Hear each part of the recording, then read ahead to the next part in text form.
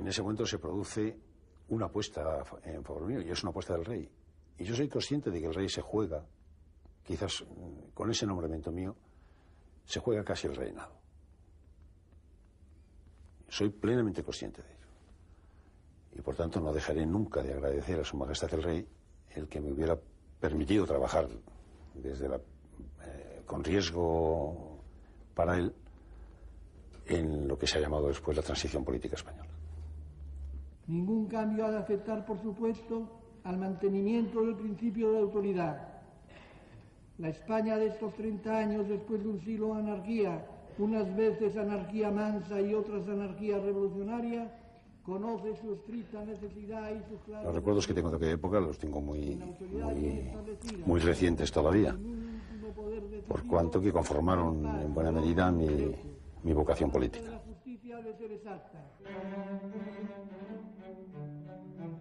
Yo, como todo el mundo sabe, fui una persona que desempeñé cargos importantes en la época del general Franco. Me siento orgulloso del trabajo que realicé. Creo que lo hice bien, en términos generales, siendo una persona que por formación familiar no tenía tradición de pertenecer al movimiento nacional. Es decir, yo fui un dirigente juvenil de Acción Católica, fui presidente de los aspirantes de Acción Católica de Ávila, fui presidente de los jóvenes de Acción Católica, monté incluso una asociación que se llamaba De Jóvenes a Jóvenes, que era un poco crítica con el sistema que entonces imperaba. Yo tenía problemas familiares. Mi padre había tenido que salir de casa, se fue a vivir a otro sitio, yo era el mayor de los hermanos y tenía que trabajar para ayudar a mi familia.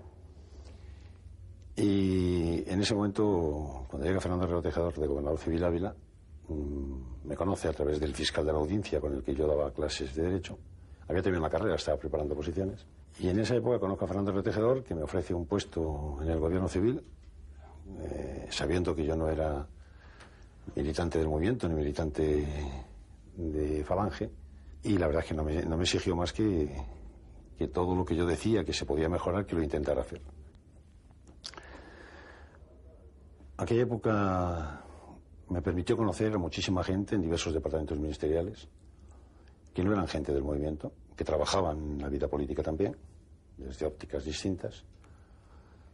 Y la verdad es que yo, en el trabajo que tengo de aquella época, por el trabajo que realicé, porque nosotros, yo creo que todos nos sentíamos bastante contentos de lo que estábamos haciendo. Teníamos la convicción profunda de que el sistema, el régimen del generalísimo Franco, no acabaría con su muerte. Todos, de una u otra manera, al tomar posesión de un cargo, habíamos jurado lealtad a los principios fundamentales del movimiento. Había que partir de una realidad de hecho. Y todo esto conllevó que en torno a un grupo de personas jóvenes que procedían de diversos campos de la vida española, como era digo, Fernando Liñán, que era director general de Política Interior, Fernando Ibarra, director de Administración Local, Eduardo Navarro, numerosas personas jóvenes, Rodolfo Martín Villa. Coincidíamos todos en que a la muerte del general Franco tenía que impulsarse un cambio político que llevara a la democracia. El señor procurador y ministro, don Adolfo Suárez. No se pueden hacer verdaderas declaraciones de libertad política si los derechos de reunión, expresión, manifestación y asociación solo están proclamados en normas constitucionales, pero no tienen la garantía última de su ejercicio. El primer paso yo creo que fue, cuando fui ministro secretario general, el proyecto de ley de acciones políticas. Yo, naturalmente, deseaba ser presidente del gobierno. Desde siempre había dicho que quería ser presidente del gobierno. Era una manera también de animarme yo mismo. Pero, bueno, por esas casualidades de la historia, al final lo conseguí. Yo creo que a Adolfo Suárez ya se le podía caracterizar en aquel entonces porque tenía respecto a otros de nosotros algunas ventajas que luego se vieron que eran unas ventajas no menores. Tenía una cierta osadía, yo diría prudente osadía, que le hacía ya entonces asumir riesgos en los que a lo mejor los demás nos movíamos con más prudencia. Y luego Adolfo Suárez ha tenido siempre un encanto personal que le ha permitido entenderse con gente de muy distinta condición, de muy distintas ideologías, que le ha permitido acercarse a las personas y a las cosas de una manera muy, muy acertada. En esto quizá todos teníamos una comunidad de comportamientos.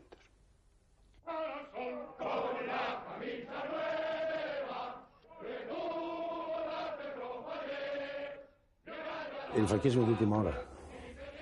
El franquismo de la primera hora yo prácticamente pues no lo conocí, porque cuando yo empiezo a trabajar con Fernando Herrero, yo ya había terminado la carrera de Derecho, estaba preparando oposiciones, es decir, ya era adulto. Y cuando empiezo a tener cargos políticos de responsabilidad, era ya en el declive, en los últimos 2 años o 3 años de la vida de Franco. ¿Qué les explicaría yo a mis hijos? En primer lugar, les explicaría que el mejor sistema de todos los posibles, con todas las imperfecciones que existen, es un sistema democrático. Que las experiencias históricas tienen que servir para algo. Que la confrontación entre ciudadanos de cualquier país del mundo es una barbaridad. Que las guerras que han asolado Europa durante muchísimos años es un auténtico disparate. Y que el mayor de los disparates es el enfrentamiento entre españoles. Yo he pasado una infancia en una familia en la que han estado divididos casi por mitad, porque unos participaron en la zona republicana, en el bando republicano, y otros participaron en el bando llamado nacional, en aquel momento es del movimiento nacional.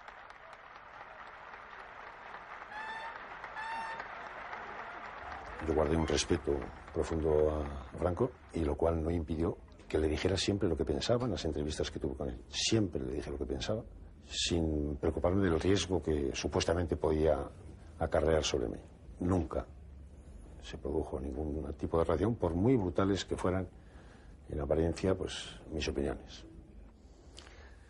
Desde luego, me siento orgulloso, me siento contento con todo mi pasado, lo asumo con toda plenitud y asumo, por tanto, todas las responsabilidades que de ello puedan derivarse, no solamente las que hubiera podido tener en aquella época, sino también las que he tenido después en el proceso de cambio político desde un sistema autoritario a un sistema democrático, en el que creo modestamente que jugué algún papel.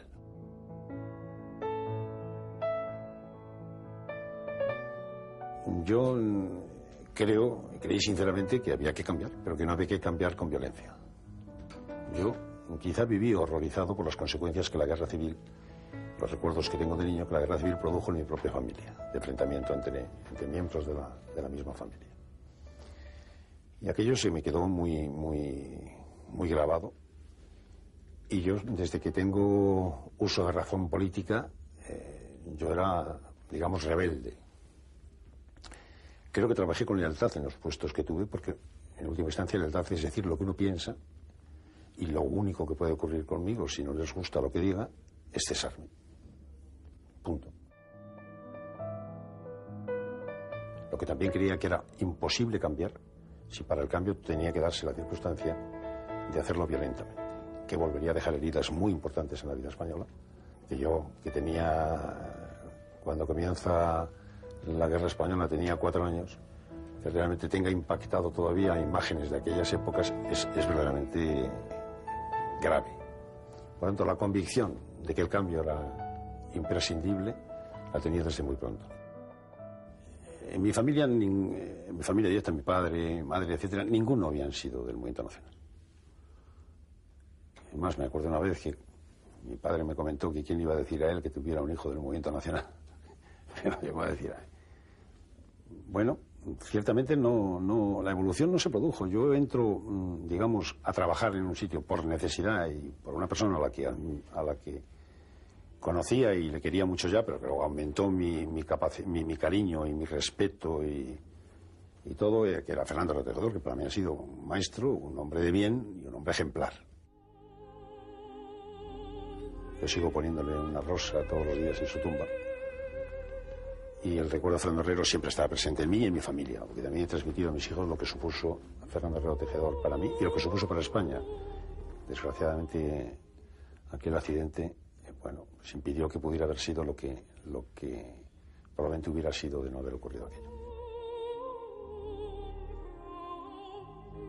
Tuve conciencia clara, pues siendo ministro secretario general del movimiento, por supuesto, porque hay todavía discursos míos en que se puede comprobar hasta qué punto yo estaba alimentando el cambio. El simple hecho de presentarme a consejero nacional por elección, cuando el candidato contrario era el yerno del general Franco, el doctor Martínez Bordiú, y me presenté porque creía que no era lógico que saliera él, que podía significar quizá pues una presencia en el Consejo Nacional que pudiera manipularse, y lo digo entre comillas, lo de manipularse, en relación con el inmediato futuro de nuestro país, y me presenté a consejero nacional, en principio con todas las de perder, y al final salí elegido yo. Aquella batalla de Adolfo Suárez en las elecciones, teniendo como opositor al marqués de Villaverde, fue una batalla en aquel entonces muy interesante, y además yo creo que es muy representativa de la forma de ser de Adolfo Suárez, no ya aquella prudente osadía a la que antes me he referido, sino porque Adolfo yo creo que representa muy bien lo que debe ser un gobernante fuerte. Un gobernante fuerte tiene que ser fuerte con los fuertes. No veía ninguna reacción en contra. Lo más que podía ocurrir es que muchas personas pues vieran en mí un personaje pues que había que tener cuidado con él o algo parecido. Pero no me sentí en ningún momento acosado ni nada por el estilo. Otra cosa porque partía de la base de que lo más que podían hacer conmigo era cesarme. Y eso estaba siempre encima de la mesa, me dices. No he tenido apego a ningún cargo político, nunca.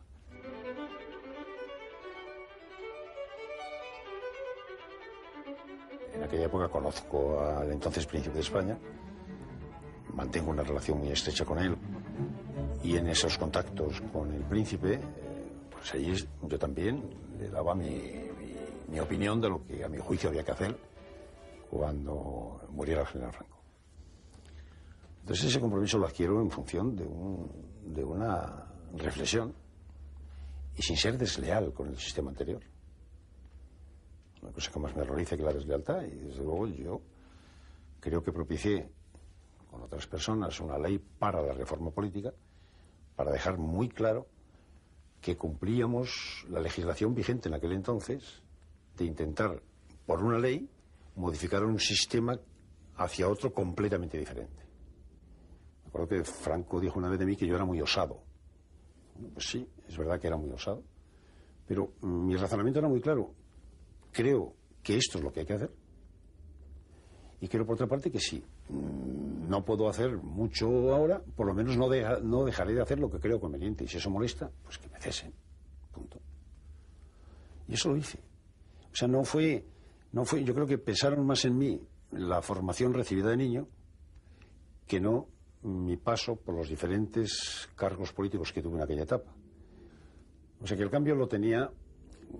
Es que hablar de cambio así, pues parece que yo quiero vender ahora una operación diferente, y no tengo ningún. Es que no reniego de nada de lo que hice anteriormente. Asumo todo tipo de responsabilidades y todo tipo de críticas que se pueden hacer. Pero yo creo que trabajé honestamente y respetuosamente, muy respetuosamente. En nombre de las Cortes Españolas y del Consejo del Reino, manifestamos a la nación española que queda proclamado Rey de España, don Juan Carlos de Borbón y Borbón, que reinará con el nombre de Juan Carlos I. Cuando conozco al príncipe de España y empezamos a hablar con él y charlar con él, etcétera, y comunicarnos, pues la verdad es que me encontré con un hombre que también tenía una formación que le llevaba inevitablemente a que el futuro de nuestro país fuera un futuro democrático. Yo, desde luego, hablé muchísimas veces con él, y la verdad es que cuando él asume la jefatura del Estado en su condición de rey al fallecimiento de Franco, la frase importante que pronuncia allí, que tiene toda la carga y que yo lo sabía de antemano, era: quiero ser rey de todos los españoles. No podía decir más. Dijo muchas más cosas, pero esa era un mensaje muy claro para quien lo quisiera entender, que era rey de todos los españoles, cualquiera que fuera su ideología política, y por tanto que las ideologías políticas estarían también presentes, como es lógico, en el futuro inmediato de nuestro país. Y yo seguí trabajando por ese futuro democrático. Lo hice como ministro secretario general del movimiento, lo hice como consejero del movimiento, como procurador familiar, lo hice en televisión española, lo hice en todos los sitios donde estuve. Y en el momento mismo de la muerte de Franco es cuando soy miembro del gobierno. En ese momento fui una de las personas que también, por razón del cargo que tenía, y con todos los colaboradores que tenía yo y con otras gentes de otros ministerios, empezamos a trabajar profundamente en cómo se debía articular la posibilidad de ese reinado. Con qué rapidez teníamos o no que hacer el cambio. Y obviamente eso lo conseguimos con la generosidad de todos los consejeros nacionales y procuradores que estaban presentes en las cortes franquistas todavía. Y el ejemplo está que se portaron excelentemente bien, aunque supusiera para muchos de ellos, como supuso, pues la marginación política. Pero se portaron muy bien, no fueron engañados ninguno. Todos sabían perfectamente lo que estaban votando y suponían lo que iba a ocurrir. ¡Qué tormenta ideológica! ¡Qué revolución solapada! ¿O qué golpe de Estado se ha producido para que un año después de que las instituciones políticas españolas, en conjunción plena de voluntades, entronizaran la continuidad, estemos asistiendo a sus funerales con el corpore insepulto del régimen entre los cirios de este proyecto de ley? Algunos desde entonces me guardan un odio eterno, supongo que será eterno. Otros, con el transcurso del tiempo, han puesto a ser amigos míos. Y mucho más desde que dejé la política. Y presumo ahora que he vuelto a tener muchos amigos que tenía en aquella época. Y también es verdad que hay otros que no han vuelto a ser amigos míos y que, desde luego, pues de mí guardan un recuerdo muy, muy penoso para mí. Y supongo que para ellos también, porque vivir con el odio hacia alguien me parece que es una vida bastante penosa y muy poco enriquecedora. Votos afirmativos. Esa imagen que ha salido en televisión y que yo me quedé muy sorprendido. Yo no la vi cuando la emitieron, pero luego en la grabación la vi. Y sí que me acordaba de que yo en ese momento me había recogido, vamos, que me había... Fue alivio, fue un sentimiento profundo de gratitud y fue también una acción de gracias por haber conseguido aquello que parecía imposible conseguir y con un resultado tan importante, que por un lado significaba que la clase política del régimen anterior había entendido perfectamente qué es lo que había que hacer, y sabiendo que para muchos de ellos podía significar la muerte de su vida política, lo hicieron. Y por tanto, mi gratitud profunda hacia ellos también. Y fue, bueno, yo creo que también una expresión de decir, bueno, hemos vencido un escollo ya, que no ha sido tal escollo por cómo se ha producido, pero que hasta el último momento, pese a que habíamos hablado con muchísimos de ellos y tal, pero te llegaban rumores de que votarían en contra, que habían cambiado, que no iban a votar, que iba a votar. Todas esas, lo que se produce ante una votación que es secreta en última instancia. Y la verdad es que se portaron excepcionalmente bien, no conmigo, sino con el rey y con España.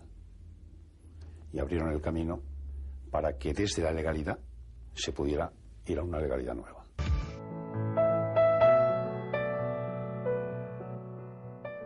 Yo creo que el apoyo más firme que tuve clarísimamente fue el de Su Majestad el Rey. Y luego de Torcuato Fernández de Miranda por la influencia de Su Majestad el Rey en Torcuato Fernández de Miranda. Yo creo que la frase de Torcuato Fernández de Miranda cuando termina la reunión del Consejo del Reino y dice estoy en condiciones de llevar al rey lo que el rey me ha pedido, y era, en última instancia, era la terna, es evidente que se refería a la inclusión de mi nombre en la terna. En ese momento se produce una apuesta en favor mío, y es una apuesta del rey. Y yo soy consciente de que el rey se juega, quizás con ese nombramiento mío, se juega casi el reinado. Soy plenamente consciente de ello.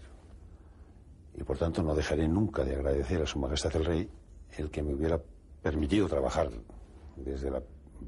con riesgo para él en lo que se ha llamado después la transición política española,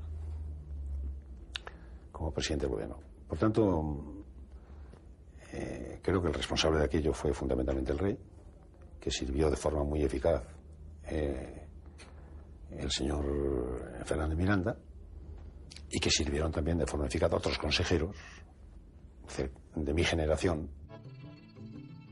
No obstante, yo fui el último de la terna. Sin embargo, fui el elegido por el rey, y en muy poco tiempo.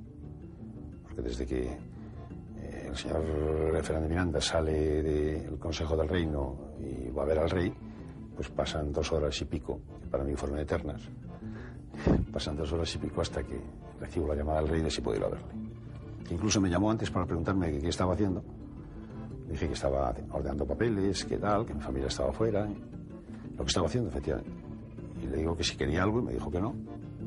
Y cuando colgamos, lo primero que pensé, dije, no me va a nombrar. No me nombra, seguro que no me nombra. Va a decir que soy muy joven, que no sé qué. Y la verdad es que me estaba enfadando mucho en aquel momento. Después tuve la entrevista con Su Majestad el Rey. Y cuando volví, venía yo conduciendo un coche, un 127, porque mi familia estaba fuera con un coche grande. Y me acuerdo perfectamente que no había ni pensado en que hubiera periodistas a la puerta de mi casa. Y cuando llego allí, ya escoltado por 2 coches que puso la zarzuela, policías, pues al bajar del coche, me meto en el garaje, ellos se fueron hacia los coches grandes, y yo me metí en el garaje, pero fueron siguiendo algunos. Y ahí fue el primer error que cometí y que me criticó alguna persona importante. Que un periodista extranjero me preguntó que si me sentía un presidente legítimo, y le contesté que yo era un presidente conforme a la legalidad vigente, pero que la legitimidad solamente la otorgan las urnas. Y aquello molestó a mucha gente. La verdad es que lo pusieron difícil y fue una etapa muy complicada, y es probablemente la etapa que me siento más orgulloso, y la etapa en la que también tengo más gratitud a tantas personas que desde ministerios o desde cualquier otro sitio prestaron una colaboración sin la cual hubiera sido imposible llevar a cabo, porque había que tener mucha fe y muchas ganas de creer en lo que estábamos haciendo para aguantar las cosas que se nos decían. Unos porque tenían prisa por llegar a la democracia desde la ruptura, y otros porque levantaban la bandera del traidor. Y estar a mi lado en aquel entonces, pues la verdad era casi un acto de heroísmo el trabajar a mi lado. La verdad es que Adolfo Suárez, aparte de otras cosas, es una persona valiente. Normalmente no le hacen mella excesivamente este tipo de reacciones, y yo le diría que si le hacían se las guardaba a él. No es hombre al cual ese tipo de dificultades o ese tipo de actitudes le amedrenten, ni muchísimo menos. Supongo que le parecerían, como nos pasaba al resto de los que con él colaboramos en el gobierno, unas situaciones de una enorme injusticia, es decir, que frente a una tarea de concordia y de reconciliación, pues hubiera reacciones de intolerancia. Pero yo creo que era tanta la fuerza interior que Adolfo Suárez tenía en aquel entonces, que pienso que no le hacía una especial mella, y si se lo hacían normalmente no la comunicaba. Yo no tengo sensación de Adolfo Suárez apesadumbrado por insultos o por amenazas. No tengo esa sensación.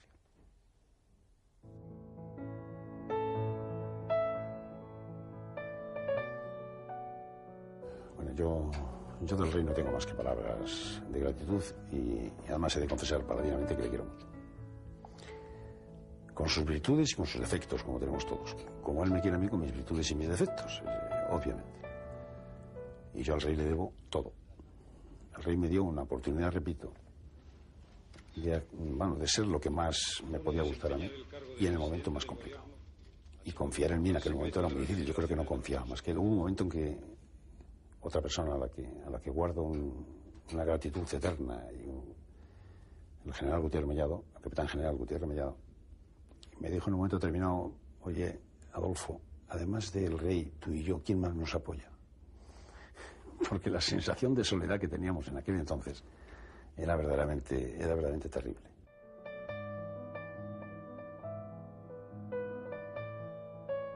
El rey, yo creo que ha sido providencial para nuestro país. Ha sido capaz de siendo rey, facilitar que el trabajo de la presidencia del gobierno fuera lo más independiente del mundo. Y sin embargo, sabiendo como sabía, que los errores graves que yo pudiera cometer en aquel momento le iban a afectar incluso en la posibilidad de seguir siendo rey de nuestro país. La verdad es que se comportó de una forma espléndida, como luego ha seguido comportándose también, y desde el punto de vista de jefe del Estado, yo creo que la inmensa mayoría de los españoles sienten gratitud hacia su majestad el rey, y hoy podemos tener la tranquilidad de que la jefatura del Estado, bueno, pues no es un problema en nuestro país, sino todo lo contrario.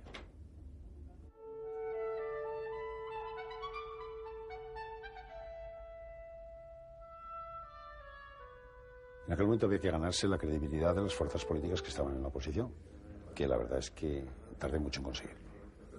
No, creo que no lo he conseguido nunca, pero en todo caso tardé mucho tiempo en conseguirlo, y tuvimos que afrontar también, junto a la preparación del referéndum sobre la ley para la reforma política,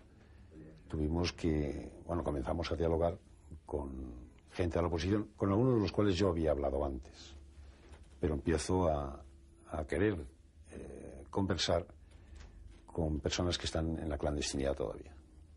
Algunos de ellos pues son contactados en París por una persona a la que me brindó su apoyo, que ha fallecido recientemente, que es Pepe María Ormero, al que quiero rendir también un tributo de gratitud y resaltar la importancia enorme que tuvo su presencia en la vida política en esos momentos, que le transmitía, conversaba con Santiago Carrillo en París y me traía información de lo que opinaba Santiago Carrillo.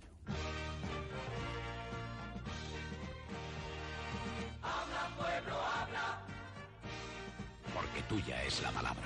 Una vez ganado el referéndum y de forma espectacular y sin que nadie pudiera poner ni una sola traba cómo se había efectuado ese referéndum, para el que pidieron algunos partidos políticos el no y otros la abstención, pero se ganó de forma abrumadora, y aquello sí que dio una imagen de que el gobierno español iba en serio, y lo dio sobre todo al exterior. Como empezaron a respetarnos en el exterior, desde el exterior también influían en algunos de los partidos políticos que estaban en la transición. Obviamente que estaban en la clandestinidad y que ya estaban aquí en España durante la transición. Es decir, empezaron a influir en ellos en el sentido de que había que depositar alguna confianza en la acción de gobierno por los pasos que había dado ya y lo arriesgado que habían sido esos pasos. Y en los momentos en que se habían producido, en un clima enormemente enrarecido y con terrorismo, muertes, secuestros, etcétera, etcétera.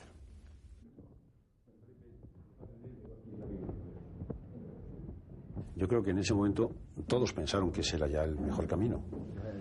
Y de ahí que las conversaciones que manteníamos, la primera conversación que mantengo yo con el presidente González actualmente, es en la casa particular de Joaquín Abril Martorell. Entonces estaba soltero, y recuerdo que cuando entró, llegué yo primero, y cuando entró Felipe le vi como desconfiado. Le dije que me acompañara a ver la casa, que yo tampoco la conocía, pues si tenía temor de que hubiera micrófonos o algo por el estilo, que tuviera la seguridad de que no. Y en esa conversación, que fue una conversación dura, pero al mismo tiempo yo creo que agradable, yo tengo la sensación de que en la conversación él y yo, pese a que no llegamos prácticamente a ninguna conclusión, o a ningún acuerdo, mejor dicho, yo creo que en aquel entonces él empezó a creer bastante más en mí, de la imagen que de mí tenía, y yo empecé a pensar que podía contar con él también. Yo empecé a pensar que él podía cooperar de forma directa o indirecta en el proceso de transición, que en aquel momento seguíamos adelante, y al mismo tiempo que quizá podíamos llegar incluso a ser amigos. Me dio esa impresión. ¿Cuál va a ser el posfranquismo en nuestro país? Las entrevistas con Santiago Carrillo fueron más complicadas, ciertamente. Más complicadas desde el punto de vista de que era un objetivo concreto, porque era su legalización. Parecía bastante claro que el Partido Socialista no había ningún inconveniente en legalizarlo. Bueno, habría inconvenientes, porque muchos sectores de la vida española les molestaría, pero en el caso de Santiago Carrillo, pues había estado más presente durante el régimen anterior la persona de Santiago Carrillo que la de Felipe González, obviamente, porque Felipe González, que no sé, pero yo creo que no habría nacido todavía cuando la guerra civil, vamos. le saco yo bastantes años a Felipe.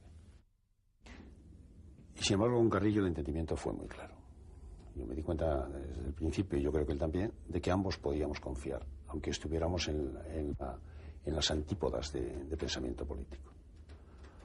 Y las conversaciones que mantuve con él, las que había mantenido Pepe María Romero con él en París, y después las conversaciones en casa de Pepe Mario, yo creí que él era capaz de cumplir lo que prometía, pero llegó un momento en que me pidió que tomara yo la iniciativa, es decir, que fuera yo que legalizara primero y que él cumpliría después.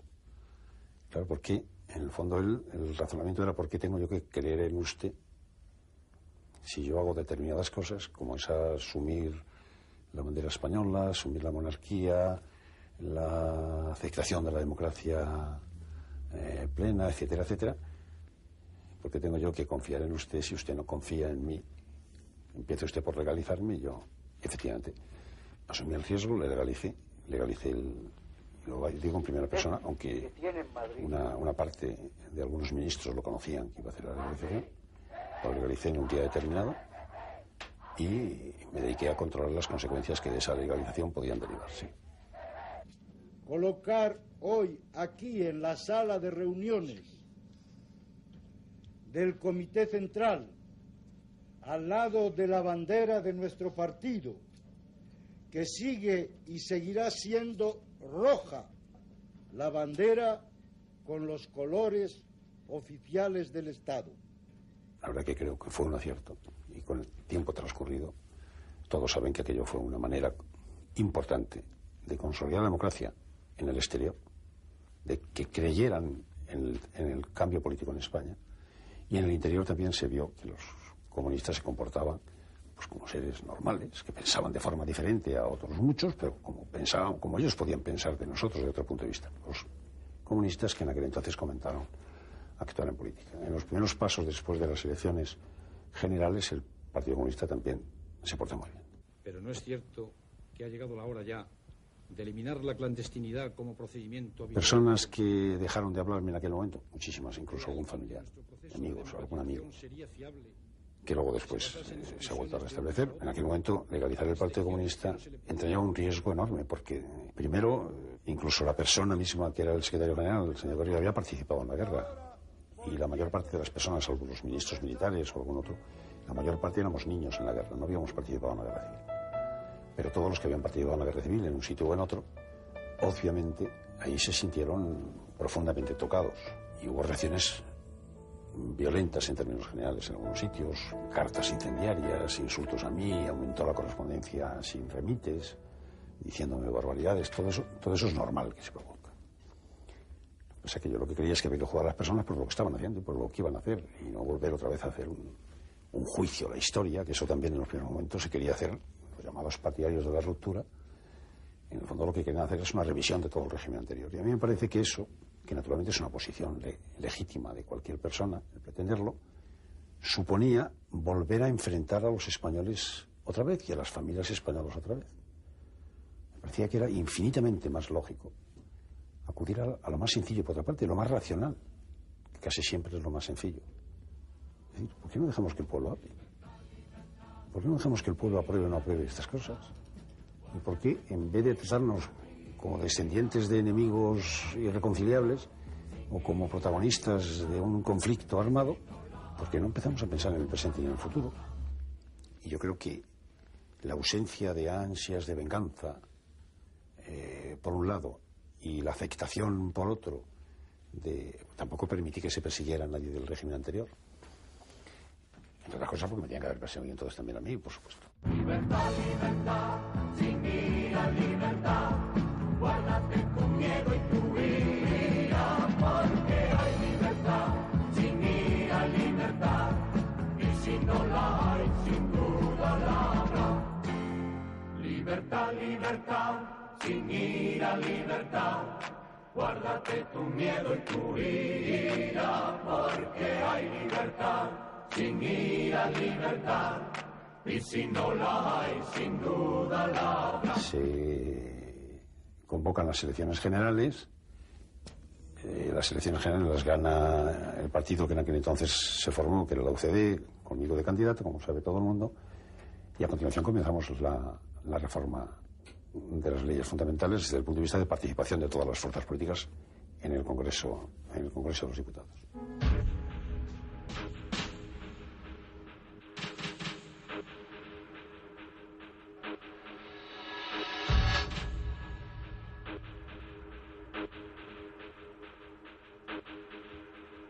A todo esto estábamos siendo acosados por un terrorismo atroz. Un terrorismo de ultraderecha, un terrorismo de ultraizquierda, el terrorismo de ETA, etcétera, etcétera, que por todos los lados hacía coincidir una etapa en la que se requería el mayor sosiego posible, con hechos tan violentos como, por ejemplo, pues ya después del referéndum, el asesinato de Atocha, de los abogados laboralistas, el secuestro de Villaescusa, el teniente general Villaescusa, que era el presidente del Consejo Superior de Justicia Militar, el presidente del Consejo de Estado, Antonio María de Oriol y Urquijo. Bueno, todo esto había que combinarlo en un momento en que se requería que el pueblo español percibiera unas imágenes de cierta tranquilidad y no de inquietud, y teníamos que hacerlo al mismo tiempo sin que decayera el ánimo de los que estábamos trabajando en este tema o levantara mayores recelos en una parte de la ciudadanía española que podía ser muy numerosa en un momento determinado como consecuencia de los estímulos de terrorismo que se producían también en nuestro país y las declaraciones de los políticos, etcétera.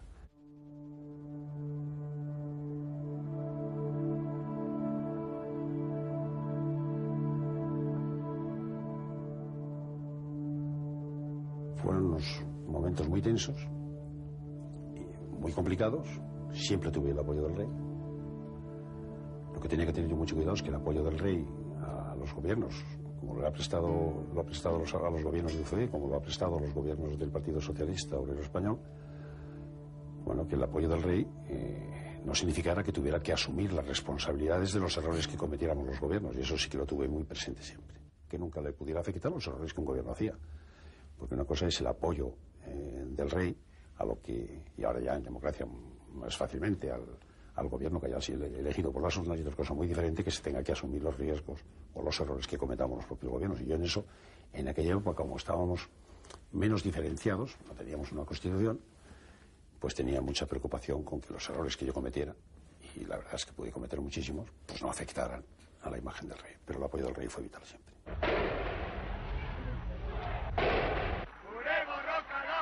Lo que sí que era consciente de que había grandes dificultades que no estaban bajo mi control, que no podían estar bajo el control del gobierno. Es la reacción de los exaltados de un lado o de otro, que sobre la base de acciones terroristas, etcétera, etcétera, pudieran hacer que el pueblo español empezara a manifestar una inquietud muy grande y que eso se pudiera traducir en las primeras elecciones generales con una abstención muy fuerte o cosas por el estilo. Es decir, tenía más temor al impacto que causara en el interior de España y en el mundo internacional, que nos estaba viendo en aquel momento como un punto de referencia. Yo creo que durante esa etapa España se convirtió pues, prácticamente en la noticia diaria de cómo iba este proceso que no tenía precedentes históricos. Ese era mi mayor temor. Mi mayor temor era que lo que decíamos y hacíamos los políticos y las enormes confrontaciones dialécticas que se producían, que a un pueblo que no estaba acostumbrado a ello le pudiera desmotivar en alguna manera. Eso no ocurrió. Que el pueblo español fuera asumiendo que ya no era, su vida ya no dependía solo de lo que hicieran los políticos como en el régimen anterior, sino que era un protagonista activo de la vida política, porque tenía que elegir a sus representantes y podía manifestar su rechazo a la gestión que nosotros pudiéramos estar haciendo en cada periodo electoral o con manifestaciones en la calle, que ya no se iba a reprimir ninguna. Y que cada uno podía decir lo que pensaba sin que eso reportara paralelo para su familia cualquier tipo de sanción o peligro. Era consciente que naturalmente nos podían matar a cualquiera de nosotros en cualquier momento, una acción terrorista. Pero como he dicho antes, ese es un riesgo que asume el torero también cuando sale a la plaza, y un político en las circunstancias de aquella época y con el protagonismo que yo tenía en aquel momento, pues tenía que asumir también esos riesgos. Pero que el proceso tuviera una marcha atrás, no. Que pudieran atentar contra alguien y que desaparecieran, sí. Pero estaba convencido que los demás seguirían. Porque lo más difícil, a mi juicio, lo más difícil se había conseguido ya. Hombre, en aquel entonces, lógicamente, el presidente Suárez estaba en el punto de mira tanto del terrorismo de ETA, de todos los terrorismos en presencia, como de estos grupos que ahora han sido actualizados, yo creo que infelizmente y equivocadamente actualizados en ocasión de la cuestión de los GAL, como el Batallón Vasco Español o la AAA. La primera víctima, lógicamente, hubiera sido Adolfo Suárez. Hombre, tomábamos las medidas de seguridad que la tabla de la seguridad manda, pero por otro lado la acción política debe también tener un poco o mucho de espontaneidad, y Adolfo Suárez era una persona que gustaba, y le gustaba a él y gustaba a la gente, y además era un rendimiento muy importante el que políticamente obtenía en su acercamiento popular, y en este sentido pues yo voy a emplear también el mismo humor con que Adolfo Suárez recogía estas cosas. Entraba en su sueldo. El riesgo entraba en su sueldo. Cuando llegué yo al gobierno existía una lucha sucia contra ETA, que estaba protagonizada en aquel momento por grupos llamados Batallón Vasco Español, la AAA, y no me acuerdo si algún otro más. Y aquellos eran adversarios del gobierno. Es decir, el gobierno hizo lo imposible por eliminarlo. Y alguna constancia de eso tienen algunos líderes socialistas, que lo han manifestado en una ocasión en la prensa. Dijeron que ellos habían comunicado al ministro del Interior, me parece que en ese momento Rodolfo Martín Villa, que tenían conocimiento de un grupo de personas que podían estar ahí, se lo comunicaron y a los pocos días estaban detenidos todos, etcétera, etcétera. Y tenían además como objetivo fundamental nosotros. El objetivo de esos grupos ultra que existían, el principal objetivo era el gobierno en aquel momento, porque eran los que estaban haciendo una cosa completamente diferente de lo que ellos querían que se pudiera hacer. Pero repito, eso empezó antes de formar yo mi primer gobierno y terminó antes de que la UCD perdiera las elecciones. Es decir, se luchó contra todos esos. Y desde luego fue una lucha en la que se hizo con los medios de que disponíamos en los diferentes ministerios, pero al mismo tiempo era una lucha contra adversarios del propio gobierno. Porque cada vez que cometían un atentado nos ponían en mayores dificultades. No hay que olvidar que en todos aquellos momentos la ETA fue muy activa, golpeó, como ha hecho siempre, inmisericordiamente en los puntos más sensibles de la sociedad española, en momentos que estábamos dialogando con las fuerzas políticas, que estábamos elaborando una constitución, que estábamos haciendo operaciones realmente importantes que necesitaban después el apoyo popular. ¡Gobierno de división! ¡Traidores! Encima de la disciplina está el honor. Bueno, en relación con los militares, ¿cómo veo ahora a los militares? Pues plenamente integrados en el sistema democrático. Plenamente integrados en el sistema democrático. Y lo comprobamos además, y con orgullo, cómo prestan servicios en el exterior humanitarios, cómo participan con las fuerzas de la ONU en los conflictos de Centro Europa. Es decir, hoy no hay ningún problema con las Fuerzas Armadas. Las Fuerzas Armadas primero tienen unos soldados que responden al esquema, en general, responden al esquema democrático que vivimos, y las Fuerzas Armadas y los generales que hay ahora pues también están asumiendo claramente, han asumido perfectamente el papel que les corresponde dentro de un Estado social y democrático de derecho. En aquella época había momentos de una tensión muy fuerte, obviamente, por cuanto que la legalización del Partido Comunista para ellos era legalizar al enemigo físico, a uno de los enemigos físicos que había combatido en la guerra civil. Todos, o la inmensa mayoría, procedían de la guerra civil, los militares. Y tuve algunos problemas concretos con algunos militares. Fueron más o menos espectaculares o más o menos explotados en la opinión pública, pero en última instancia yo era el presidente del gobierno y por tanto era el jefe. Lo que pasa es que le han atacado como si era enemigo de los militares, y es completamente falso. De la transición, y por lo tanto de Adolfo Suárez y de mí como ministro de Defensa, pero sobre todo de la transición, lo que había era una minoría civil y militar que no quería que tuviera lugar la transición. Y en esa minoría, como le digo, civil y militar, en la militar había unos militares que estaban completamente contra Suárez. Hay una reunión que yo asistí cuando era jefe de Estado Mayor, que luego sirvió para atacar a Suárez, acusándole de que había dicho una cosa que luego no cumplió. Pero para darle a usted un detalle de la reunión, hubo un teniente general, que no fui yo, que dijo: viva tu madre. No, Suárez tenía un gran afecto y amistad y con muchos militares, quiere al ejército extraordinariamente y ejerció de presidente de gobierno imponiéndose a aquellos militares que intentaban salirse de su sitio, de su ley. Quizá tuve que tomar algunas decisiones que fueron más o menos espectaculares. Eran bien a pesar mío. No soy de esa manera de ser y creo que lo he demostrado toda mi vida. Lo que pasa es que cuando una persona está en mis órdenes, no puedo tolerar algunas manifestaciones o algunas cosas y le tengo que llamar la atención. Y llamar la atención seriamente. Hacer depuración en las Fuerzas Armadas me hubiera parecido un disparate. Así como no hice tampoco ningún tipo de depuraciones en ninguno funcionario. Además, yo provenía del régimen anterior. Y no quise hacer ningún tipo. No debía hacerlo, entre otras cosas. Me parecería injusto haberlo hecho. Si hubiera hecho, bueno, pues lo que se podía llamar, pues, analizar las Fuerzas Armadas y cambiarlas, hubiera sido, a mi juicio, un disparate, repito, puesto que iba en contra de lo que era la propia esencia, digamos, filosófica de la transición. Es decir, aquí no hay culpables de nada. Aquí vamos a ser todos juntos los que vamos a construir el futuro conforme quieran los españoles y se los pondremos a los españoles. Y por tanto, me parecía que era lógico. Sin embargo, yo, cada vez que ha ocurrido alguna ocasión de ese tipo, la verdad es que yo he impuesto la autoridad de presidente del gobierno. Que unos cuantos intentaran dar el golpe de Estado, el 23F, bueno, pues sí, es verdad. Y eso nos saltó debajo de los hombros. Yo ya no asumo toda la responsabilidad, porque yo era presidente en funciones todavía. Pero naturalmente no nos enteramos, y yo me entero de que hay esa operación, así como nos enteramos de otras, pues naturalmente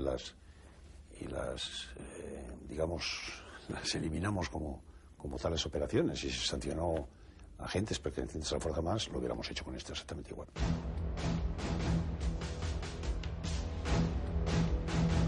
Cuando la operación Galaxia se habló de un intento de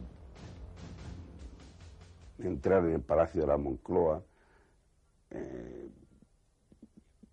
apresar al Consejo de Ministros, conducir al Consejo de Ministros a presencia del rey y a 3 de los miembros del Consejo de Ministros, que era el presidente del gobierno, Adolfo Suárez, el general Gutiérrez Mellado y yo, pues seguramente tener alguna acción de más enjundia, de trágica enjundia, como pudiera ser habernos fusilado. Pero yo quiero decirle que en ese tipo de cosas nunca he creído. En cierto modo, eso se repitió de otra manera con el golpe militar del 23F. Se apresa no solo al Consejo de Ministros, sino al conjunto de la representación ciudadana en el Congreso de los Diputados, pero yo creo que en ningún caso, yo al menos no lo percibí, hubo riesgo de nuestras vidas. Yo pienso que más bien hubiera habido riesgo de nuestras vidas por parte del terrorismo, pero no pienso yo que de esos sectores se llegara tanto, así lo creo. Los sectores muy importantes de la economía española en aquellos momentos. Bueno, pues no tuve realmente unas relaciones muy cordiales. Estoy siendo generoso, digamos, en el calificativo. A lo mejor ellos dirían que no, que fueron francamente desagradables. Y es probable que tengan razón. Yo lo recuerdo, bueno, pues inmerso en los problemas que tenía en aquella época. Es que no fueron ellos los únicos que desconfiaban de mí. Es que desconfiaba la inmensa mayoría de las personas que ocupaban algún puesto de dirección. En la vida empresarial, en la vida financiera, en las Fuerzas Armadas, acaba de señalar usted. Casi todos, sectores muy importantes de la vida española, no confiaban en mí, naturalmente. Yo era pues, un chusquero de la política, había pasado por todos los puestos de la administración. Yo no era un personaje con un apellido brillante, yo no pertenecía a ninguna familia de las clásicas españolas de mucho dinero. Era una persona que había pasado muy desapercibida en la vida española. Y por lo que fuera, o bien porque pensaran que no era competente, o bien porque pensaran que no era capaz de llevar eso adelante. Y me contaron una anécdota que no sé si es verdad, y tendría que preguntársela algún día, Felipe. Hubo un momento que me parece que me comentó uno de ellos, uno de los representantes de los sectores económicos del país, como representante titular de un banco, que no quiere decir que sea representante de los medios económicos. El titular, el presidente de un banco, si tiene el mayor porcentaje de las acciones, pues muy bien, es casi propietario. Y si tiene un pequeño porcentaje, también casi parece que lo es. Pero me dijo que le había comentado el señor González, o sea, que había tenido entrevistas con él, y que Felipe González había dicho en aquel momento, ojo con el presidente Suárez, porque es un desclasado. Así como yo no nacionalizaré nunca la banca, ojo con él porque la puede nacionalizar. Y entonces yo contesté, pues tiene razón, Felipe González tiene razón. Como yo vea que no funciona bien, lo nacionalizo. Vamos, que lo digo, me quedo tan tranquilo, además. No me preocupa lo más mínimo.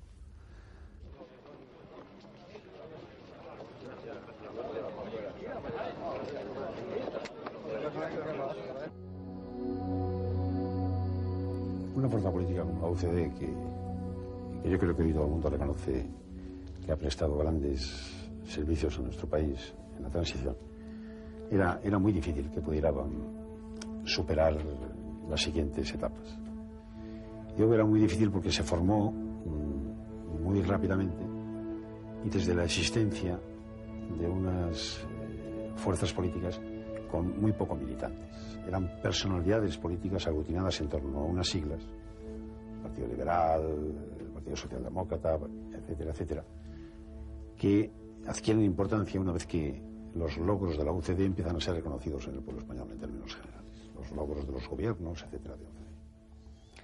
Es decir, era una amalgama de personas que hacían lo posible por llevarse bien o por llevarnos bien, pero en la que todos ellos, o una parte muy importante de ellos, se creían y probablemente los tendrían más méritos que yo para gobernar, si por méritos si los méritos se basan en títulos académicos. Era simplemente un doctor en Derecho. Pero yo tenía una experiencia política acumulada muy importante. Entonces, a la hora de formar un gobierno había que hablar con los líderes de esas fuerzas políticas, había que hacer un gobierno en que tenían que haber representantes de cada una de las tendencias existentes en la UCD.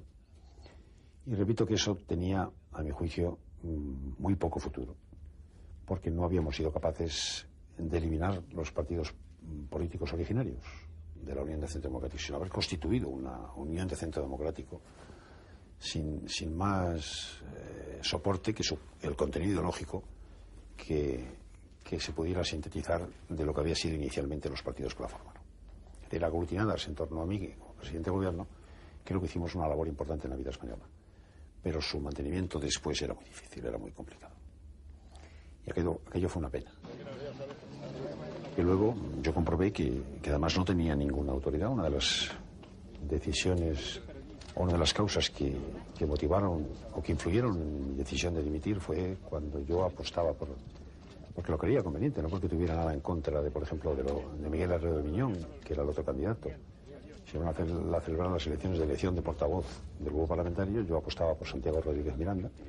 Yo apostaba por él y así lo indiqué al partido. Dijeron que no habría ningún problema, etc. Y el día siguiente me encuentro que en la votación pues había elegido Miguel Herrero de Miñón, contra el que no tenía nada, pero que se demostraba que yo no tenía mucha fuerza dentro del partido. Aquello fue ya, digamos, la última gota. Es decir, comprobar hasta qué punto muchos compañeros míos, como consecuencia de la erosión de imagen que yo había estado sufriendo durante muchísimos años, y el acoso impresionante a que fui sometido por el Partido Socialista, y muchos, no voy a hablar, al acoso a que fui sometido por el Partido Socialista, pues estaban ya sintiéndose incómodos de que yo siguiera siendo presidente del gobierno y presidente del partido. Ese fue uno de los elementos que jugó en una decisión que la medité mucho y que la comuniqué después al pueblo español porque entendía que ya no estaba en condiciones de poder seguir gobernando de la forma en que yo quería hacerlo. He llegado al convencimiento de que hoy, y en las actuales circunstancias, mi marcha es más beneficiosa para España que mi permanencia en la presidencia. Me voy, pues, sin que nadie me lo haya pedido, desoyendo la petición y las presiones con las que se me ha instado a permanecer en mi puesto y me voy con el convencimiento de que este comportamiento, por poco comprensible que pueda parecer a primera vista, es el que creo que mi patria me exige en este momento. No elegí un día porque lloviera o fuera martes o miércoles o jueves. No me acuerdo ya qué día de semana era. Pero yo te invito a aquel día porque algún día tenía que ser. Y ya lo había preparado la intervención para televisión. Ya la había anunciado a varios, se lo había comentado a Su Majestad el Rey, como es lógico. Y luego lo que no quería era mantener que esa decisión tomada seriamente y después de muchos días de reflexión por mi parte, y conocida por algunos, por lo menos la intención, empezara a salir en la prensa antes que yo lo hiciera. También en aquel momento la prensa tenía una prensa muy en contra también, y quizás tenía motivos para serlo. Yo no dudo que haya motivos para que se metieran conmigo.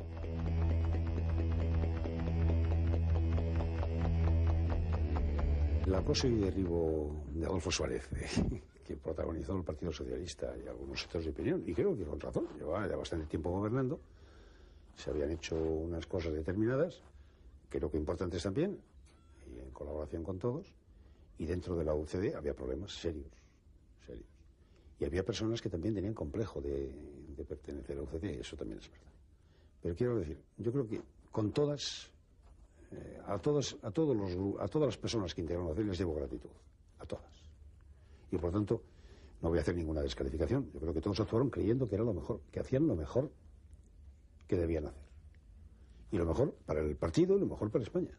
Había personas también, eso lo puedo decir también, que se acomplejaban mucho ante el Partido Socialista. Y el Partido Socialista hacía una labor de captura de opiniones muy importante también.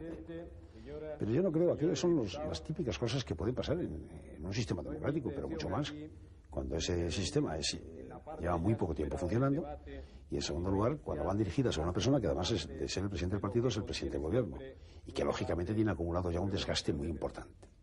Y sobre todo ya se habían hecho muchas grandes cosas. Bueno, pues yo creo que cuando uno llega a una situación como esa y piensa que su permanencia en el poder lo que va a hacer es debilitar más fuertemente la UCD, lo que va a hacer es debilitar la propia acción del gobierno, etcétera, etcétera, y al menos eso creía yo, pues con la máxima rapidez presento la dimisión. Yo estuve en la reunión de los miembros de la Comisión Permanente de la UCD, en la que Adolfo Suárez nos anuncia su decisión de dimitir. Y quiero decir que es una situación y una decisión que nos sorprende. Pero también quiero decirle que al menos a mí, que me sorprende y mucho, no me extraña demasiado. Porque Adolfo Suárez en los últimos meses, quizá en el último año, en el año 1980, yo creo que pasa por una situación que yo a veces he comparado con la situación del opositor. Es decir, yo he hecho oposiciones a un cuerpo de Hacienda, he aprobado la segunda, la primera me retiré, y el opositor que se retira de una oposición, pues es porque se ve, a veces, a lo mejor equivocadamente, incapaz de superar la prueba que tiene enfrente. Pero en el momento que toma esa decisión, se queda más ancho que largo. Esa es la sensación humana y personal que recogí de Adolfo Suárez en ese día. Yo no creía antes de 1975 en las conjuras judío-masónicas, no creí en las conjuras contra nadie, tampoco contra UCD y contra Adolfo Suárez, y no creo en las conjuras actuales. Adolfo Suárez nos contó aquello de que se hablaba de él, y usted recordará aquello de que era un político de grande habilidad, que tenía chistera que sacaba de las mangas y la chistera conejos, es decir, que era un prestidigitador de la política. Utilizando el mismo símil, él dijo: ya no me queda chistera que ponerme, ni conejos que sacar de la chistera.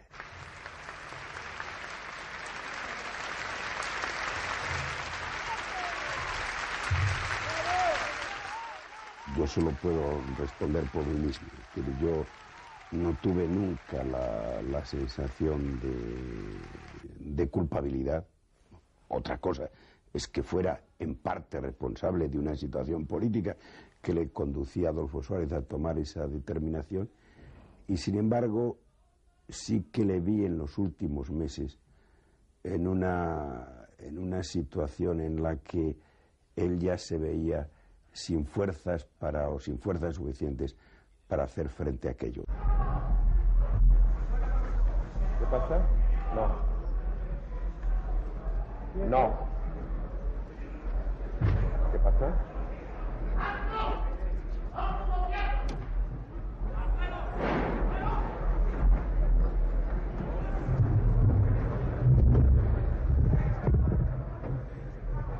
¡Quieto todo el mundo!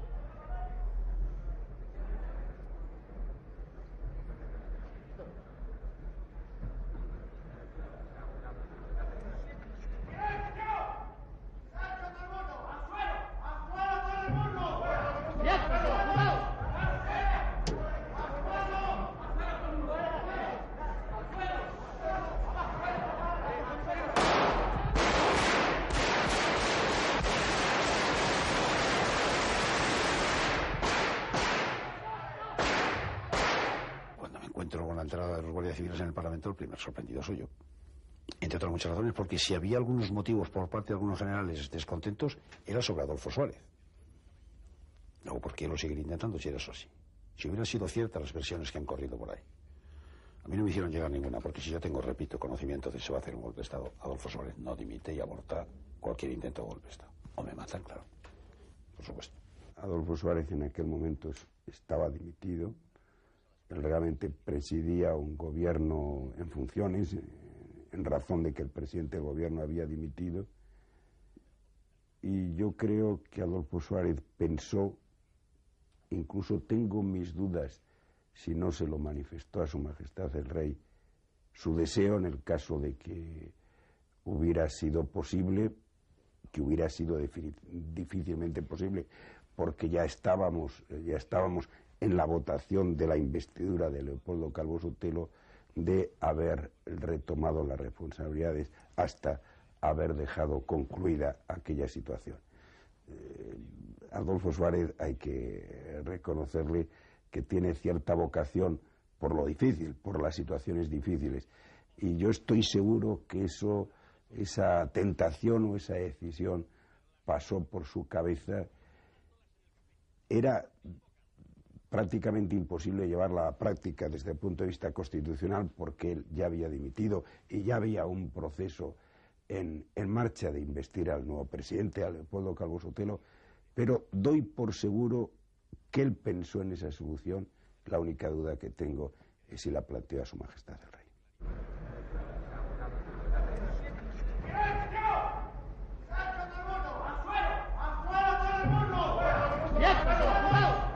Cuando empiezan a disparar al aire y ven que todos al suelo y Manolo Gutiérrez Mellado sale para imponer su autoridad militar, yo me levanté para sujetarle porque no me parecía bien que él se lanzara contra ellos.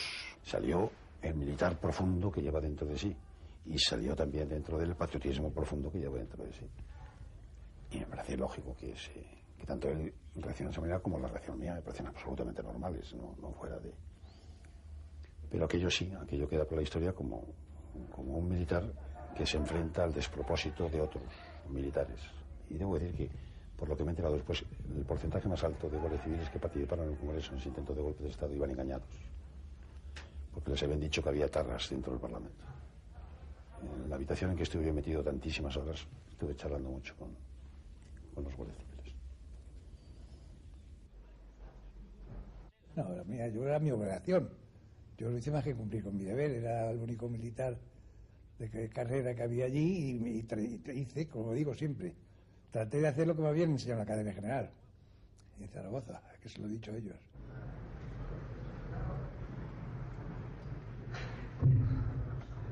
La primera sensación que tuve es de auténtica perplejidad. Inmediatamente surgió otra sensación, otra determinación. ¿Cómo, qué y de qué manera puedo hacer algo para evitar que esto, que tiene todas las trazas, obviamente, de ser un golpe de Estado, se consume? ¿Qué es lo que puedo hacer? Empecé a funcionar con esos esquemas, porque entre las hipótesis manejadas por mí al comienzo de mi mandato como presidente, yo suelo trabajar con folios en blanco y haciendo notas de hipótesis probables, menos probables, casi imposibles, pero muy peligrosas, y analizo, en cada una de ellas voy analizando qué es lo que debo hacer en cada instante, en el supuesto de la más probable, la menos probable, la más peligrosa, la menos peligrosa, etcétera, etcétera. Y estaba también la posibilidad de un golpe de Estado.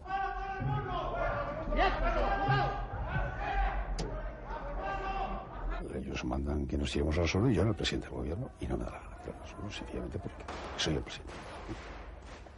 El presidente del gobierno no debe hacerlo. Entiendo perfectamente de los demás. Probablemente si no hubiera sido presidente del gobierno hubiera hecho lo mismo, pero soy el presidente del gobierno. Y luego intento, pues tanteo a los guardias, los tanteo en un momento determinado para ver qué grado de respeto tienen. Me levanto y voy a pedir un cigarrillo en ordenanza y no me dicen nada. Yo llevaba tabaco. Me da el cigarro, me voy a mi escaño, me levanto otra vez y voy a pedirle lumbre. También llevaba lumbre yo, pero veo que no reacciona. Entonces hay un momento en que yo pido que comparezca quién es el ERSE y ahí hay un forcejeo con los guardias y todo eso que se ha visto. Bueno, está visto, gracias a esas televisiones que nos sacaron lo que pasó allí. No necesitamos explicarlo porque se vio. No cabe actuación más gallarda de un presidente de gobierno. Ejerció de presidente de gobierno. No va a ocurrir nada, pero vamos a esperar un momento a que venga la autoridad militar competente para disponer lo que tenga que ser y lo que él mismo diga a todos nosotros.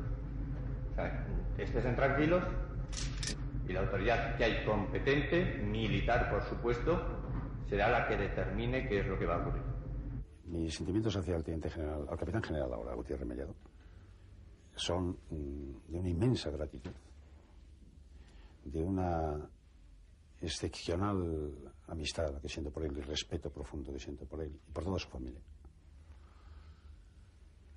Se avino a integrarse en el gobierno a petición mía. Yo lo había conocido siendo yo ministro, porque él estaba destinado en Ceuta y fue a visitarme por unos temas deportivos para las Fuerzas Armadas en Ceuta y tal, y le conocí. Me llamó mucho la atención. Fue una persona que me impactó muchísimo la primera vez que hablé con él, porque empleaba un lenguaje muy diferente al que yo había escuchado en los militares. Y ciertamente me lo involucré y le pedí que me prestara su colaboración en todo el proceso de la transición española. Me siento orgulloso de ser amigo suyo y me siento orgulloso además de que un hombre de esa categoría humana, intelectual y militar haya formado parte de unos gobiernos que yo presidía. Me confieso íntimo amigo y admirador de Adolfo Suárez. Para mí fueron unos años difíciles, tensos, apasionantes, y yo estoy orgulloso de haber pertenecido a los gobiernos que presidió Adolfo Suárez. Yo creo que aquello se pudo hacer, la transición, si estamos hablando de ello, porque hubo dos pilares fundamentales: Su Majestad el Rey Don Juan Carlos y el pueblo español. El pueblo español que demostró una madurez que incluso nadie esperaba, superó todo lo que estaba previsto. Entonces, apoyándose en esos dos pilares, la magia de Adolfo Suárez en el gobierno consiguió aquello que yo creo que ahora se está reconociendo más que entonces, pero que cuando lo recuerda uno viendo algunos libros o algunas escenas que estamos viendo ahora, nos damos cuenta de que no era tan fácil lo que se hizo. El general de la Guardia Civil, el general Aramburu Topete, el militar cuyo historial ultraderechista y su ánimo golpista es bien conocido entre sus compañeros, sigue rechazando el diálogo. Yo recuerdo, como un recuerdo completo del verosímil, de menor incidencia. Es más, yo en la vida normal no me acuerdo nada, salvo alguna cosa que le llame la atención, pero iba a decirle que no sueño jamás con el 23F, yo sueño cuando era cadete, cuando la academia, cuando la guerra, con la familia, con la diversión, con otras muchas cosas. Y ese tema, afortunadamente, por el cual yo no guardo ningún rencor a nadie de los que, desgraciadamente para mí, se saltaron la ley, no tengo el menor resquemor, pues nada, no tiene ningún valor. Creo que es una fecha más.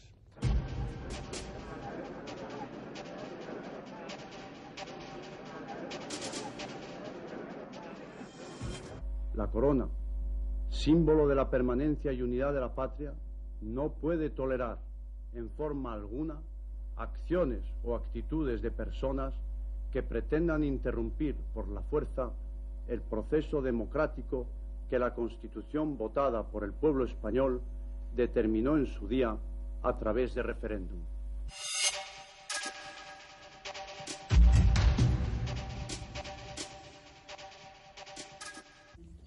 Yo creo que en estos momentos, en estos y en aquel momento, lo que queda muy claro es que si la aparición del rey por televisión española paralizó cualquier intento de movimiento de regimientos en cualquier región española en la que potencialmente hubiera un capitán general que estuviera más o menos dudoso de incorporarse o no al golpe de Estado. Creo que lo paralizó radicalmente y creo que transmitió tranquilidad al pueblo español. Y por tanto, eso es a mi juicio, un dato muy importante en el haber del rey. Es decir, el rey aquel día, estando secuestrado el gobierno de la nación y funcionando, bueno, una especie de gobierno de sus secretarios presidido por Francisco Laina, bueno, pues el rey paralizó los movimientos de los posibles colaboradores con los golpistas. Confirmo que he ordenado a las autoridades civiles y a la Junta de Jefes de Estado Mayor que tomen todas las medidas necesarias para mantener el orden constitucional dentro de la legalidad vigente. La situación hubiera sido muy grave si el rey no aparece, si el rey no manda ese mensaje, que repito, tranquilizó a los españoles, paralizó la posible incorporación de los militares al intento de golpe, o al golpe de Estado que querían dar, y paralizó, y dio confianza en el exterior. Es creíble esa noche porque era el rey de España, bajo cuyo mandato se había hecho la transición política. Es creíble porque había manifestado en muchísimos sectores de la vida nacional e internacional en relación con los partidos políticos, etcétera, bueno, pues su apoyo al proceso, su apoyo absoluto, al proceso político que se estaba viviendo en aquellos momentos. Y ahí va un poco lo que digo antes, y estaba al margen de los posibles errores que cometiera el gobierno, porque era el rey de España. Y además es creíble porque era el jefe de las Fuerzas Armadas. Creo que eso paralizó a los que durante mucho tiempo estuvieran diciendo que estaba más o menos garantizado el éxito del golpe y entonces se podían sumar, o dio tranquilidad, como he dicho antes, a la inmensa mayoría de españoles que se quedaban horrorizados de pensar que ahora entrábamos en una dinámica completamente diferente de lo que se había vivido en unos cuantos años en torno al fortalecimiento de la vida democrática española y la consolidación de la democracia en España. Que aquello era, pues eso, un intento de unos cuantos y se acabó, pero que el país continuaba ahí adelante. Si esa situación dura unos cuantos días, hubiera sido imposible, porque nos tenían que haber matado, porque no estábamos dispuestos a ello, no estábamos dispuestos a que aquello continuara muchos días, porque incluso ellos ya no sabían qué hacer. Un número de españoles pudieron comprobar cómo el señor Suárez, hasta ese momento dentro de las filas que le apoyaban, constituido como un líder carismático de UCD, caía de las vitrinas y desde el punto de vista político se hacía pedazos en el suelo. El tiempo transcurrido les ha hecho ver que mi ambición de poder, aquella era una ambición limitada. Era una ambición de poder, pero una ambición para hacer una cosa concreta. Que he sido presidente del gobierno y después he montado un partido político pequeño, he ido deambulando por España, demostrando claramente que no me siento un ser especial, ni muchísimo menos. He sido derrotado electoralmente muchas veces. He asumido las derrotas. Es decir, que no son en modo alguno la imagen que ellos creían que yo era, o pretendían hacer creer, eso es lo de menos. Y segundo, que cuando han pasado momentos de dificultades y han recibido acusaciones, algunas cuestiones que no eran justas, pues yo me he levantado a decir que no eran justas. En algún momento determinado lo he hecho, cuando he creído que no lo era. Es decir, que no... Y será también porque la experiencia de gobierno les hace pensar las enormes dificultades que tuvimos que tener los gobiernos de aquella época para sacar adelante aquello. Mantenemos una relación, desde luego, yo la calificaría de francamente buena. Es decir, nos vemos poco, porque naturalmente él tiene una cantidad de trabajo encima de su mesa, es impresionante, y con la presidencia europea mucho más. De vez en cuando me llama por teléfono, charla un rato conmigo, o de vez en cuando pues me invita a cenar, a charlar un rato allí con él, charlamos, me pide opinión sobre unos temas, doy mi opinión y punto. Tengo una relación personal de afecto grande. ¿Sí? Hay que ver lo que ha cambiado el Partido Socialista Obrero Español de lo que era en aquella época, no solamente con el recordatorio de las palabras que me dirigían, sino sus propios planteamientos electorales, sus propias proposiciones de ley en el Parlamento, etcétera, etcétera. Ha cambiado espectacularmente. Ha cambiado también el Partido Popular, obviamente. Ha pegado un cambio muy espectacular desde la Alianza Popular al Partido Popular actual, ha pegado un cambio también importante. Y que se vayan centrando las fuerzas políticas y que las alternativas de programa sean un poco más de, un poco menos de, o que la alternancia se produzca por errores cometidos por un gobierno y aciertos de la oposición, eso fue una parte del propio sistema democrático. Hombre, yo lo que sí que agradezco es que agradecería o me gustaría que las relaciones entre las dos grandes fuerzas mayoritarias y de estas con el resto de las fuerzas parlamentarias fueran más fluidas. Porque el Parlamento está para dialogar, para parlamentar, para dialogar. Si no hubiéramos dialogado en la transición, difícilmente hubiéramos llegado hasta aquí. Y ninguna fuerza política está en posesión de la verdad absoluta política. Creo que el diálogo es importante y sobre todo lo que es más importante todavía que el diálogo es evitar esos niveles altísimos de crispación. Porque pueden traducirse también en crispación popular. Por último, y para terminar este acto, tiene la palabra don Adolfo Suárez. Yo creo que mi imagen no sirve de nada. Yo creo que la imagen buena o mala que tengan en estos momentos es fruto también de otras muchas circunstancias familiares, de lo que suponen que son fallos de unas fuerzas políticas o de otros presidentes. Y yo quiero ser lo suficientemente serio en este tema para no caer en la tentación de creerme que de verdad, yo creo sinceramente que hice un trabajo desde el puesto de trabajo que tenía bueno, creo que muy bueno, con muchos errores también, y iba a decir gracias a Dios porque si no me equivocara nunca pues sería horrible, porque no sería un ser humano. De manifiesto que la voluntad democratizadora.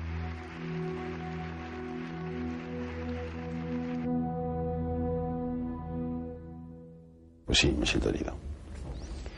Pero la herida no es tan fuerte como para que produzca en mí una reacción de venganza o de nada. Me parece muy bien que todo el mundo se atribuya lo que crea oportuno.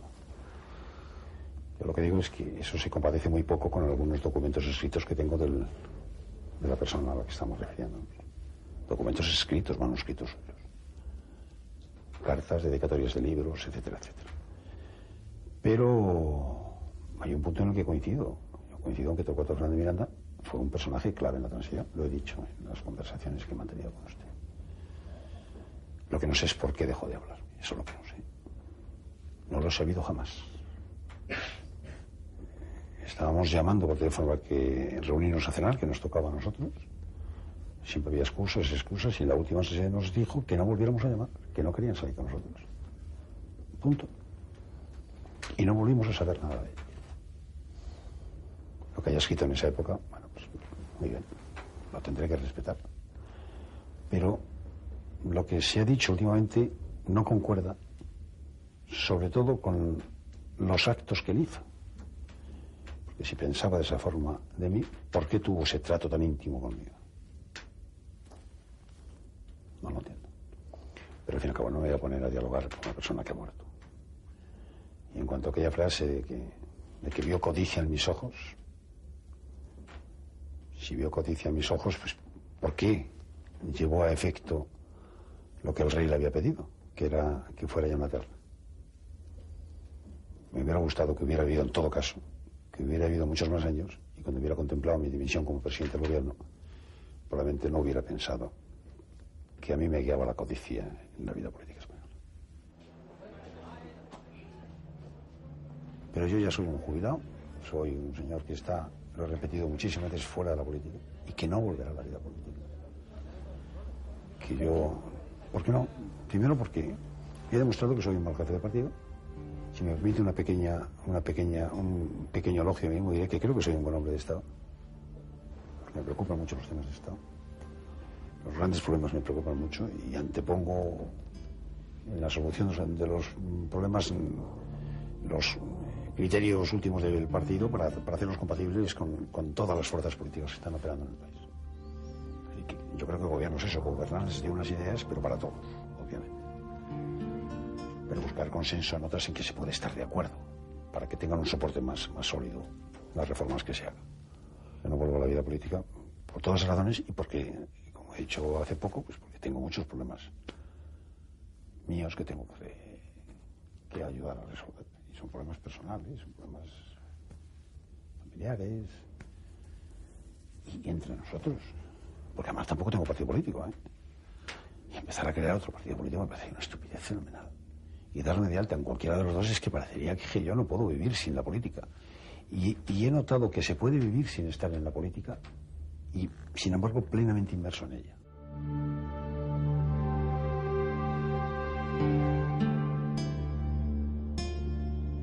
O sea, hay una relación muy especial entre el rey y yo y sigue existiendo, o sea, esa relación muy especial.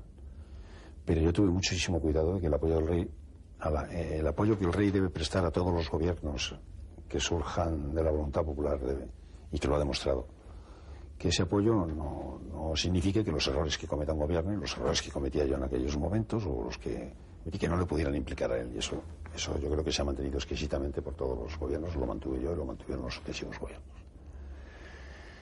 Y yo creo que esa es la gran ventaja que supone vivir en una democracia parlamentaria en un reino. Es decir, que la figura del Estado es un punto de referencia para todos los españoles. Y él no hace más que respetar la voluntad popular. Y gobierna el gobierno y es bajo su responsabilidad. Y yo goberné bajo mi responsabilidad, incluso antes de tener la Constitución. Asumí las facultades que le correspondían al presidente del gobierno en ese momento, que eran muchísimas, obviamente. Y asumí también, y lo asumió también el presidente Carlos Sotelo y lo ha asumido el presidente González. Es decir, creo que todos, de una manera o de otra, han convivido con el rey sin que el rey fuera un obstáculo para sus acciones de gobierno, sino más bien todo lo contrario. Siempre ha sido un motivo de estimulación, de apoyo, de ayuda, etcétera, etcétera. A mí hablar del rey me cuesta mucho trabajo porque le quiero mucho.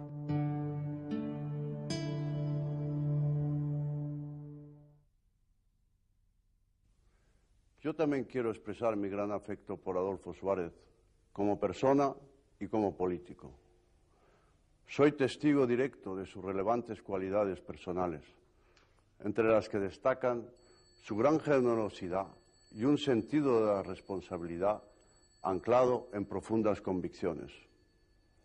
Deposité mi confianza en él en momentos muy delicados y difíciles para el porvenir de España, y esa confianza me fue correspondida con lealtad ejemplar.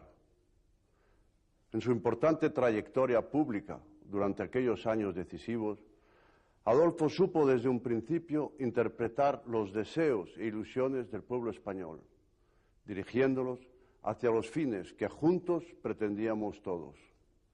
Quisiera finalmente subrayar su profundo sentido de la concordia.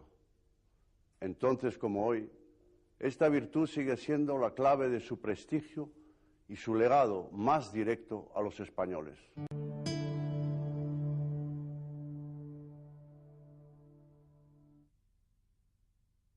Es que pensar ahora de qué me arrepiento, de qué no me arrepiento, eso es muy complicado. Yo creo que en términos generales acepto todo, lo bueno y lo malo. Asumo la responsabilidad plena de todo lo que ocurrió, porque yo era el presidente del gobierno. Creo que hicimos yo personalmente entiendo que era muy buen trabajo, todos los gobiernos, que cometimos errores naturalmente, muchísimos errores también. Si no, no seríamos seres humanos y hubiéramos sido muy malos políticos. No creo que un político que se precie algo, lo primero que tiene que admitir es que va a cometer muchos errores. Lo importante es que las decisiones acertadas sean auténticamente trascendentes y que las decisiones acertadas comporten un mayor de convivencia entre los españoles, etcétera, etcétera. Yo creo que hicimos lo que debíamos hacer. Me siento tranquilo en mi conciencia. Pienso que se podía haber mejorado sin la menor duda, pero yo usé los talentos que tenía, no podía usar.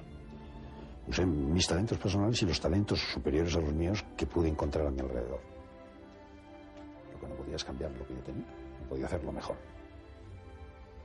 Y por tanto, me siento tranquilo con lo que hice, satisfecho ante mí mismo, que tiene uno que sentirse satisfecho, ante mi familia y ante algunos amigos, buenos amigos que tengo. Y naturalmente, errores que cometí muchísimos, si ahora tuviera que repetir y se dieran todas las circunstancias exactamente igual que entonces, pero con la experiencia personal mía, me corregiría los errores que cometí, porque inteligente soy, tonto no soy. Corregiría muchos errores. Pero como eso es difícil. Eso uno se tiene que arrepentir de haber cometido errores y tiene que asumirlos como tales, porque somos seres humanos. Yo no soy una persona excepcional, ni muchísimo menos. Soy una muestra representativa de la ciudadanía española, con mis virtudes y mis defectos, con mis conocimientos y desconocimientos. He procurado que en las cosas en que no era yo experto, reunir a los mejores expertos para que yo pudiera formar criterio y tomar decisiones. En los errores, repito, pues he cometido muchos. Y creo que he sido un buen servidor del Estado, sencillamente, y un buen servidor de los españoles, cualquiera que sea su ideología política. Modificar, pues a lo mejor no haberme dedicado a la política. A lo mejor eso hubiera sido lo mejor. Como chiste no está mal. Como chiste no está mal, sí. Pero tenía que haber vuelto a nacer y haber nacido de una